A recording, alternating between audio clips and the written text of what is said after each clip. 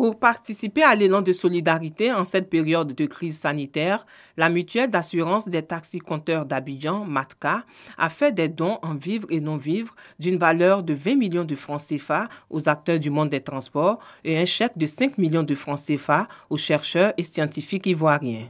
Le directeur général de la MATCA a souligné que sa structure, en tant qu'entreprise citoyenne, ne pouvait rester en marge de cet élan de solidarité.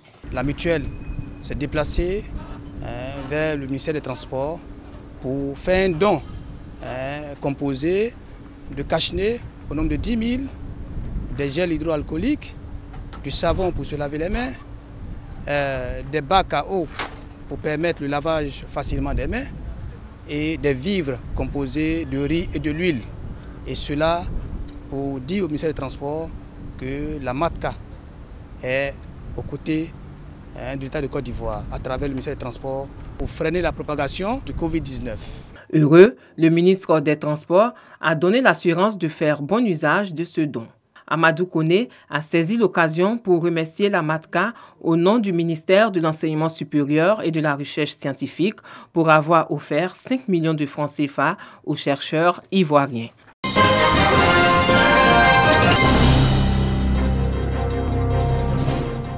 Des vivres et des kits de prévention contre le coronavirus d'une valeur de plus de 5 millions de francs CFA, distribués durant une semaine.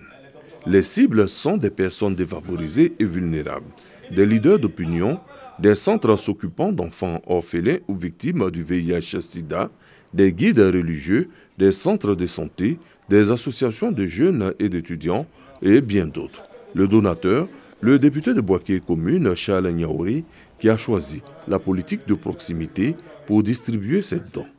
Le député veut ainsi marquer sa solidarité vis-à-vis des populations. Nous voudrons inviter l'ensemble des populations de Boaké, l'ensemble des populations ivoiriennes à respecter les consignes établies par le monde de la santé. Chacun de nous doit, aux côtés de notre gouvernement, travailler à éloigner de nous le coronavirus. Un soutien de leur député salué à sa juste valeur par les bénéficiaires.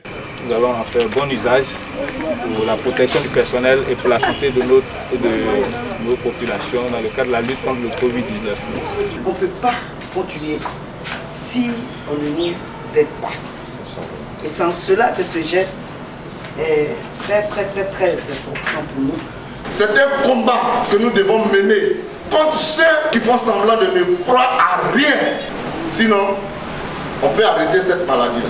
Des remerciements que le député Charles Niaouri a souhaité voir transmettre au gouvernement qui est au front depuis le début de la pandémie du coronavirus. Le gouvernement qui, à travers des mesures barrières, veut préserver la Côte d'Ivoire d'une catastrophe sanitaire.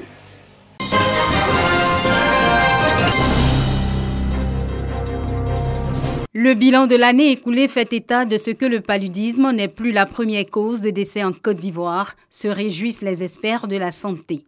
Malgré la survenue du Covid-19, la Côte d'Ivoire, classée parmi les pays à fort impact du paludisme, continue de se battre contre cette maladie, notamment pour la mise en œuvre des interventions efficaces. En Côte d'Ivoire, le paludisme demeure toujours un problème majeur de santé publique. De par sa fréquence élevée, sa gravité et ses conséquences socio-économiques importantes. En termes de décès, notre pays est passé du 9e rang au 14e rang sur les 20e pays pourvoyeurs des cas de décès, de 2017 en 2018. De 2021 à 2025, le Programme national de lutte contre le paludisme, PNLP, a en perspective plusieurs projets. Les stratégies avancées dans les quartiers précaires comme Abidjan et Saint-Pedro dans les gros villages, ou les chefs de région, c'est d'avoir au moins une couverture de 93% des populations en moustiquaires pour la campagne des masses, la routine pour les femmes enceintes et les enfants de moins de 5 ans et la distribution communautaire. Ces interventions seront mises en œuvre selon une approche stratifiée en fonction de l'endémicité, la résistance des moustiques aux insecticides. Si les symptômes du paludisme peuvent s'apparenter à ceux du Covid-19, le directeur coordinateur du Programme national de lutte contre le paludisme insiste sur quelques recommandations. Quand vous avez une fièvre, le premier diagnostic à quoi vous pensez en Côte d'Ivoire, c'est le paludisme. Donc devant chaque fièvre, il faut faire le test de l'insuline rapide, le TDR ou la goutte épaisse. La journée mondiale de lutte contre le paludisme, célébrée tous les 25 avril, n'a pas connu la même ambiance cette année du fait du coronavirus. Mais l'objectif reste le même, zéro palu. Je m'engage.